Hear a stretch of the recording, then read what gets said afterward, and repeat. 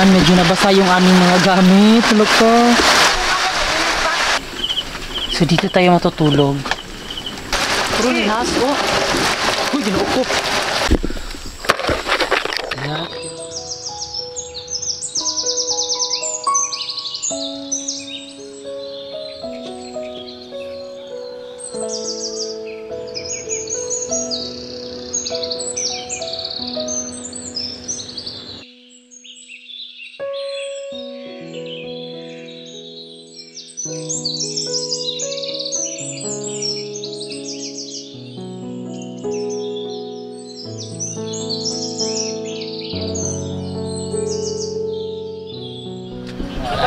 Hi mga kalab! Ayan, good afternoon. So ngayon po ay pupunta po tayo ngayon sa fish pond at alam ko po, madami na pong nakamiss sa fish pond. Kaya po, napag-isipan namin ni Francis na mag-sleep over doon sa fish pond. Hindi kami sure kung maging success ba yung pag-sleep over doon kasi alam nyo na, pag gabi, diba, nakakatakot kasi doon sa fish pond.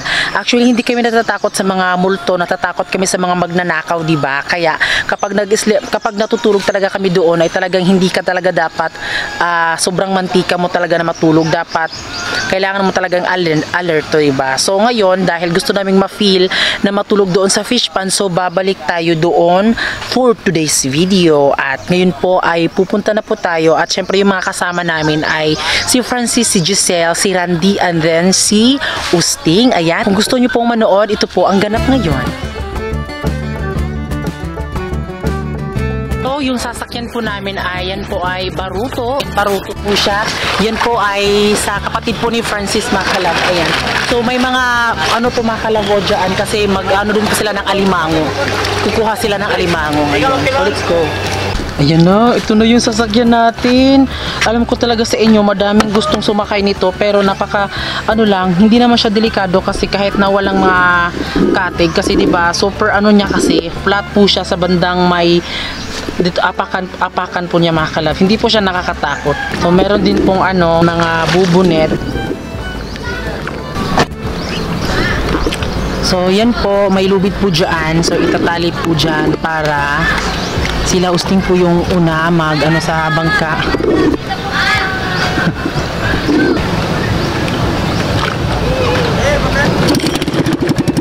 Yan na.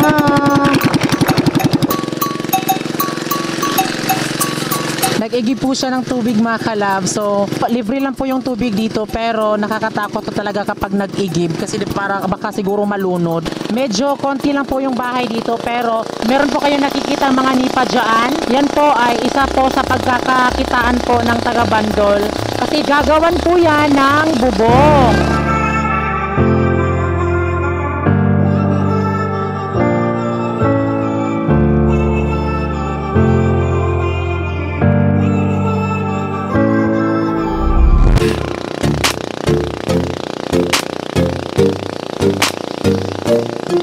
Tayo yung kawawa dito mga kalab kasi nalalanghap po natin yung tambutso. Manuhin nga na yun na. Mani mo lang po yung sabuha.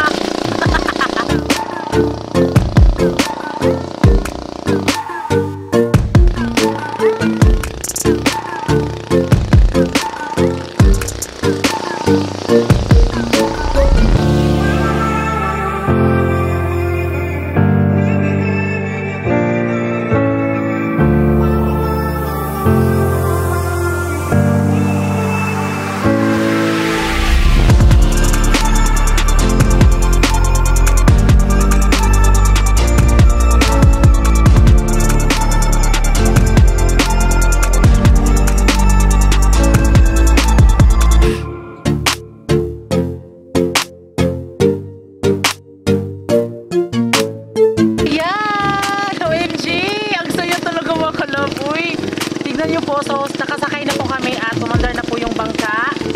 Ayan po sila Francis.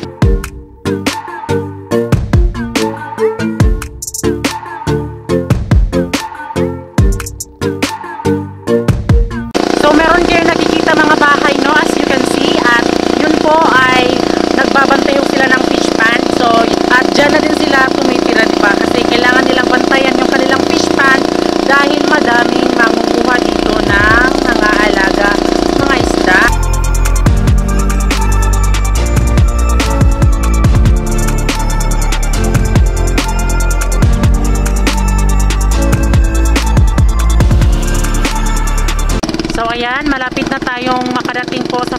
po ng mama ni Francis. So, lumiko po kami kasi diba, papasok kasi yung fish pond po nila Mama Bibi. Natsimpuhan lang po kami na medyo high tide po siya, pero nahihirapan kami pumasok dito papunta doon sa fish pond nila Mama Bibi kapag low tide po siya dahil na ano po yung mga makina po. Talagang may tendency na masira po yung makina kapag sobrang low tide po.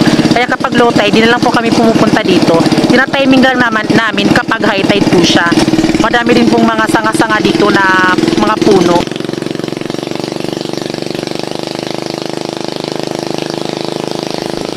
So, nakadating na po tayo dito sa fish pond nila Mama Bibi at ang oras po ngayon ay mga 6 PM po. So, mga 5 tayo umalis. So, kung doon sa bandol papuntang dito, babiyahe po ata tayo ng mga 30 minutes po. Depende po sa ano, kasi 'di ba meron kasing ano, karga at madami kasi at yun nga. So, nakadepende po kung gaano kabilis yung bangka mo. Yun na. There you go. Nih hukutin nyo. So itatali po yung bangka kasi mamaya ay maglo-low tide na po siya para di po maanod po yung bangka. So yung mga bubunit po ay ididiskarga na po yan.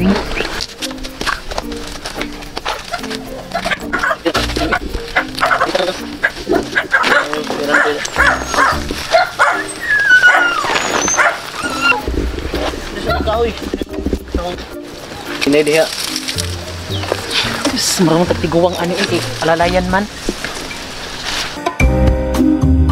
So pasok po tayo doon sa bahay nila Mama Bibi. Plaplanuhin natin kung saan tayo pwedeng matulog para mas challenge. Oh, ang bahay nila Mama. Ito po si Mama Bibi. Hi. So ganito po ka ano. Ang nakagaganda dito sa fish pond ay sobrang tahimik talaga, fresh air. Magandang gabi. Mga talab. Buwa kan mahay diyan ko tago makalihan on. Ay, spot mo nga. Ginilantan ka pa? Ay, di ka po nagkuling-uling sa ispat niya ulit kanda. So ang ginawa po ni Papa, kaya po siya nag-relax kasi ano po, nag-uuling. Itong green ba? Oo, itong green.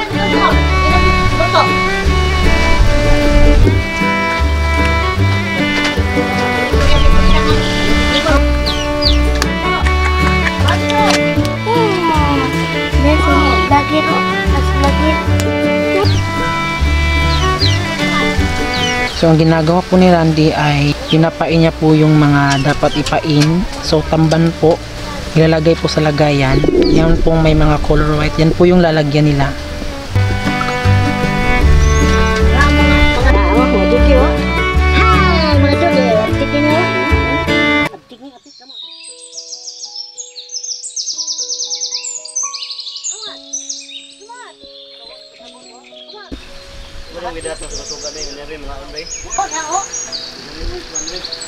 Ayan, may mga alimango mga kalabong.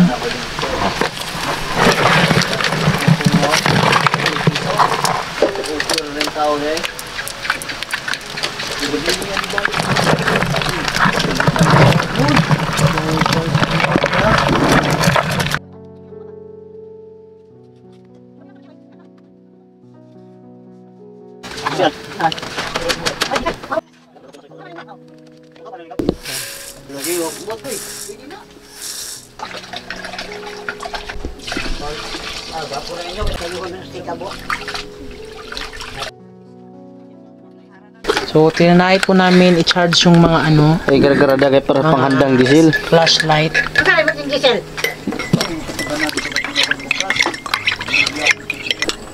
Ay, spot agaw. So ngayon mga kalab, habang inaantay po na maluto po yung pagkain, so mag-movie marathon muna tayo dito kasi yan naman na yung mapag-ano dito sa fish pond. Diba, murang sini. Inano. Tol mangro ni. Kena kita mo tuhan na. Sa marathon. Buwang mo na. Ay, marag si Kuano eh. Habang nag-movie marathon muna sila, so ngayon ay manulo muna tayo ng Kuya Mas para ipain sa ating bubo kasi alam na ninyo malapit na po yung birthday ni Giselle. So kailangan natin na may handa lang kahit kunti lang, at least masaya yung ating pamangkin ko. Kasi alam na ninyo, nandun sa bahay yung aming pamangkin na tumitira. So okay na namin handaan. Kahit konti lang okay na yun. So ngayon ito yung mga bubo natin. Kailangan natin pa lagyan ng pain. So ngayon ay manulo muna tayo ng kuyamas para ipain.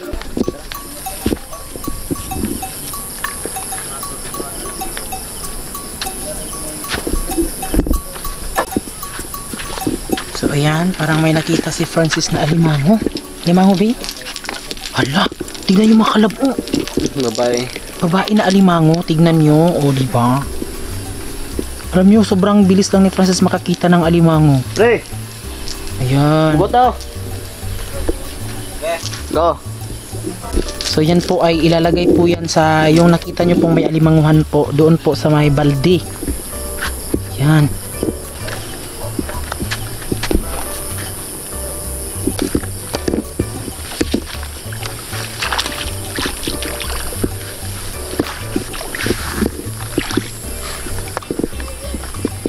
Ayan, naghahanap po si Francis. Ayan, maulan po ngayon mga kalab. Parang wala tayo nakita dito. Hirap makahanap po ng kuyamas. Kasi 'di ba na dapat nangunguha dapat ng alimango ay kuyamas bino dapat low tide, no. Medyo high tide kasi ang hirap kunin po ng kuyamas. So makikita nyo po kung ano yung itsura po ng kuyamas. Ayan, may nakuha na po si Francis. Ayan. Ano? Initak ko na lang to kasi para hindi makatakas. O, ayan po yung kuyamas. So comment down below kung gusto nyo pong mag-ano kami, mag-mukbang. Nakamukbang na ba tayo nito, be? Hindi pa, no? Ayan, yan po yung kuyamas. Pwede naman siyang hindi anuhin, pero idiretso na lang para ipapain na lang.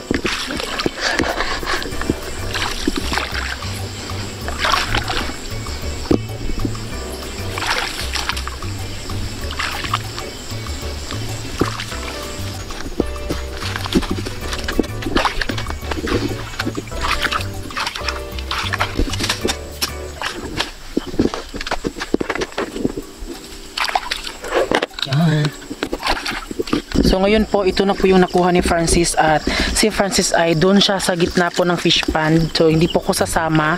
Bino? So ayan, pupunta na siya. Balik na tayo doon sa bahay nila Mama Bibi, no? Kasi alam niyo naman din na to kay mag-isa, di ba? So ayan, tabi-tabi po. Uwi muna tayo ila Mama Bibi kasi doon po si Francis, pupunta po siya sa gitna ng fish pond. Yan. So ayun po si Francis, ayan, nasa gitna po siya ng fish pond. So ayun mga kalab, ito po yung nahuli ko ngayon. So ito yung gagawin nating pain para sa bubo para makahuli din tayo ng crabs. Sana bukas may mahuli tayo para may maibibenta tayo, kung wala din. Okay. Isa mo.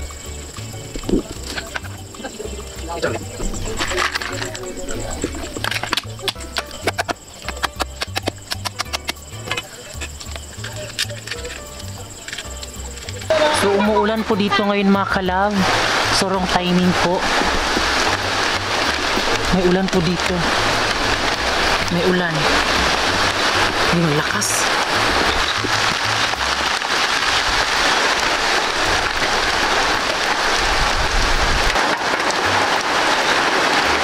So ayan, ilipat natin yung ating flashlight kasi maulan. Maulan. Oh, isa pa sa ibang kapag. Wala yung mga gamit namin.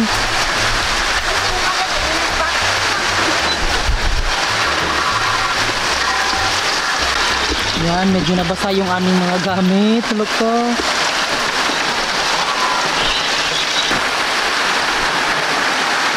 Ang lakas ng ulan.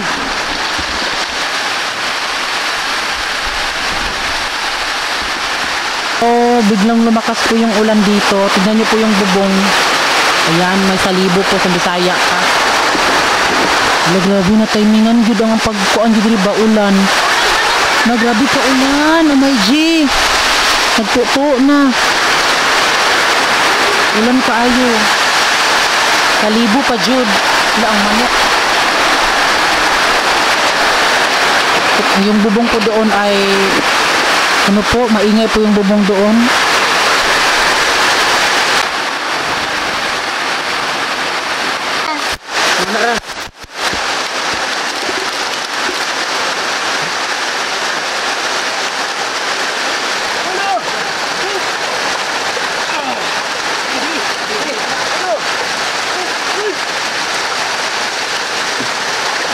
Pas.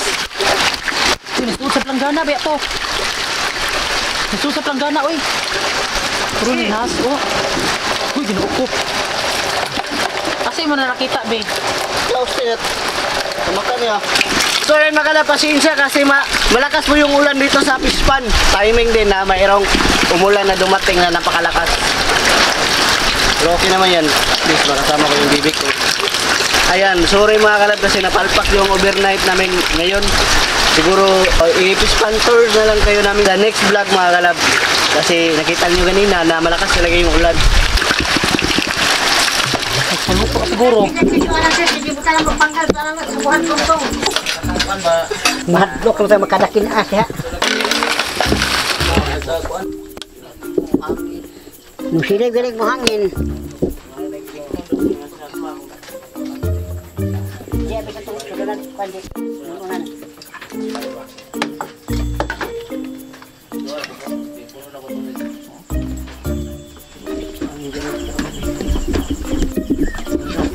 Yan na. Ya, Andoy.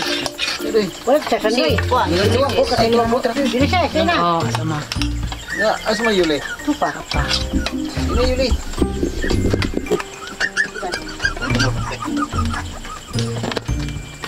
Mga tato, mga tato.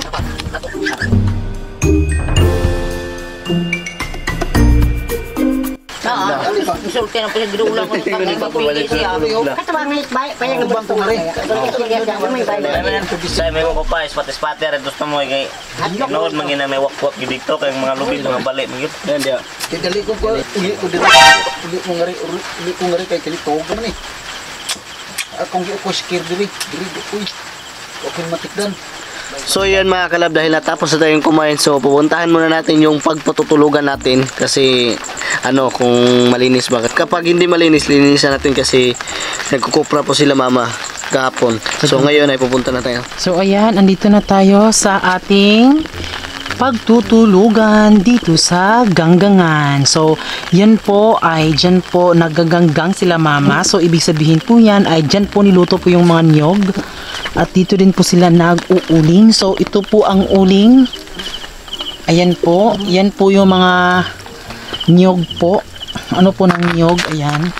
So naluto na po yan at ibebenta po yan bukas. Ayan, umakyat na po si Francis. Okay ba, Bi? Basa kayo. Bi, umakyat daw. No.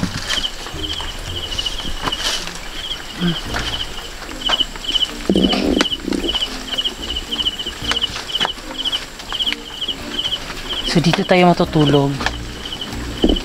Ayan, dito tayo matutulog mga kalab. Oh. Ito ay ang ganggangan po nila mama. Medyo mabasa lang siya. Bakit ito mabasa Bi dahil sa ulan no? Wala kasi yung ulan kanina, Biabi. Uy, ilaga. Uy. Ang daming mga daga dito mga kalab. Oh. Ayun po. May basaangan. So, dito na lang. Ito na lang to eh. So tignan nyo po dito. Ayan, mabasa po. Basa. Oh, diba? Basa. Sayang. So sad to say, hindi po tayo dito makatulog sa ganggangan dahil kapag malakas po yung ulan ay nababasa ho talaga dito. Doon naman nila mama bibi, hindi naman talaga ano yung kanilang bubong, walang butas, super okay po siya. Sadyang meron lang talaga mga part sa bubong na hindi siya natakpan kaya malakas yung ulan at nag-ano po siya kung saan banda yung hangin, papunta kasi dito, tapos yung bahay kasi nila Mama Bibi ay meron pang medyo hindi natakpan dito, kaya yung ulan ay bumubuhos talaga papunta sa loob talaga, kaya walang butas, super okay sa talaga siya. Yun nga lang, kapag malakas yung hangin, talagang nababasa talaga sila. Kaya dito, okay sana siya kapag walang ulan, pero meron po, siguro kapag natulog kami dito, talagang biglang uulan, di ba, tapos mabasa kami. So, doon na lang tayo makatulog sa bahay po nila Mama Bibi. So, let's go.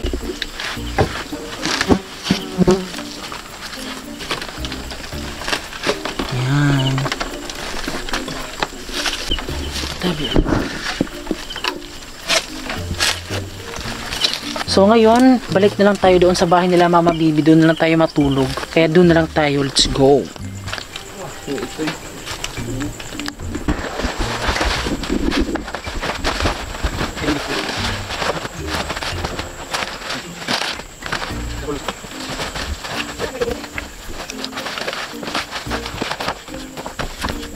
So dito po kami matutulog sa gilid. Sana di po siya umulan kasi kapag umulan mabasa talaga kami.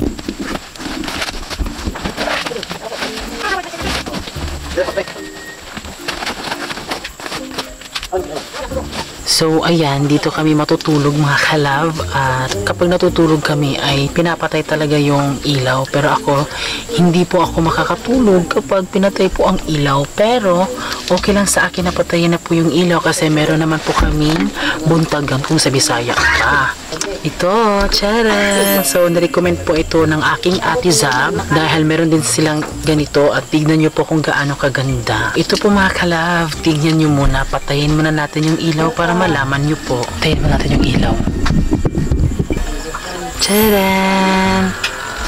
So, umiikot siya pag una kapag inopen mo siya, pero mamaya ay magsa-stop po yan. Meron po kasing ABC dito nakalagay. Yung C ay yan yung on and off po. Diba? Tumustik ba? Tcharan!